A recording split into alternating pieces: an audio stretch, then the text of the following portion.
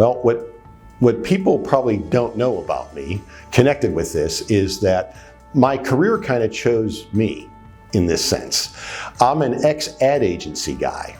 One of the things a lot of people don't know about me.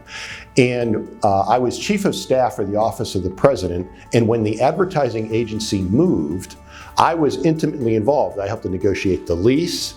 I hired the design firm, the contractors. I signed change orders in the field. I mean, so my first experience with this business was I was a client. And that's why I say it kind of chose me.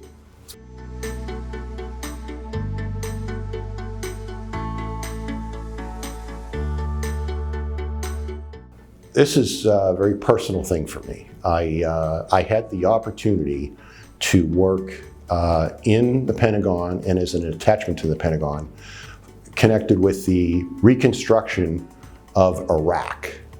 I helped to write the program management plan, and then there was what they referred to as an industry day, where all the design firms and contractors and all the people who were going to potentially help rebuild the country were going to have sort of the kickoff meeting, if you will. And I was the executive producer. The thing ended up on C-SPAN. I mean, I ran the show for pulling together this entire production. And then after that, I worked in the Pentagon for several months as a follow-up to all that. So it was just a great experience.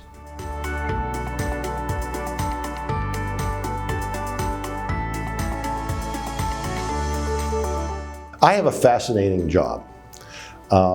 I get to work with clients directly when they first get introduced to the company. Who are you, where do you work, and that kind of stuff. What kind of services do you provide?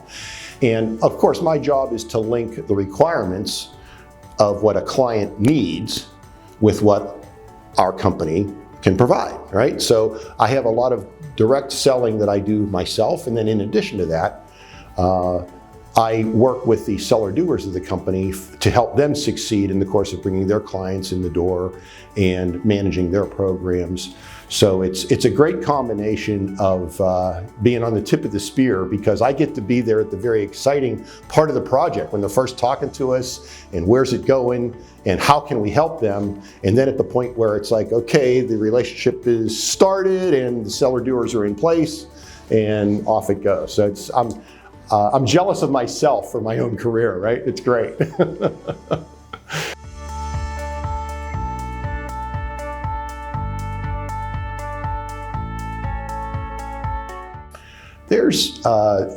I'm going to throw a curveball at my response here. There's actually two: performance and client service excellence. Client service excellence, of course, is the BD guy. I'm all about, making sure the clients are happy and everything. But really, the other part of that, when it comes full circle, it's about performance. And, it's one thing to say up front, here's all the capabilities that we have to deliver it. But then on the back side of it, you have to have the client walk away saying, I would come back to LDG again and use them for the next project that I want to do. Nothing sells the next project better than good performance on the project you're working on right now.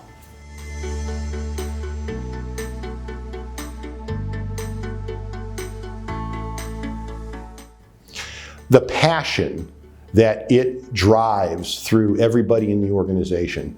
I've worked at publicly traded companies and all manner of things, but a publicly traded company has specific things that they have to meet, every month, and it's about every project and When you're an ESOP company, you've got the ability to look more at the long-term relationship between LDG and the client.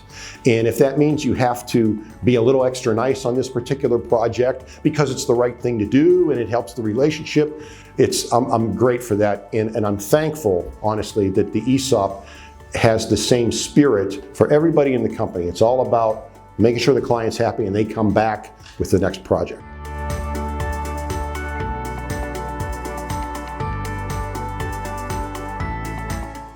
Even people who work for us, some of them don't quite understand the idea of what it really truly means to be a full service organization.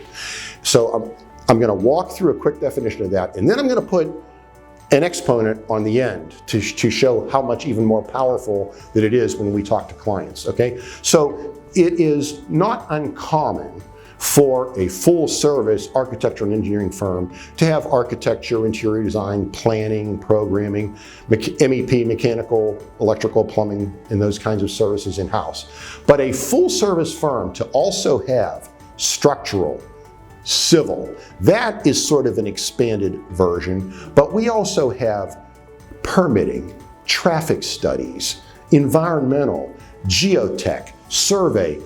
When that is fully vertically integrated delivery capability, and it's not many firms that actually have that ability. Now, that's sort of the broader definition of what it means to be full service, but when we translate that to clients, here's the exponent that goes on that. If it makes economic sense for us to provide those services, all of those services to a client, okay, it makes economic sense, and we do that, all right? But in instances where we don't have an office that's local for the site civil, or we're not local for the survey or the geotech, okay? Another full service firm, okay, that doesn't have those capabilities in-house would just reach out to a local, hire it, get the report, and hand it to the client. Have a nice day, okay? Because we have those disciplines in-house, those same disciplined people can requisition the RFP, can negotiate the contract, they know what it is they're asking for, and when it comes back, they can review it, the QA/QC check, go back with questions that the client might ask, and then when we present it to the client, we have the ability to have in-house people say, here's the service that we bought locally, and here's what it means to you as translated through the eyes of an LDG expert that understands what we purchased on their behalf. That is true full service.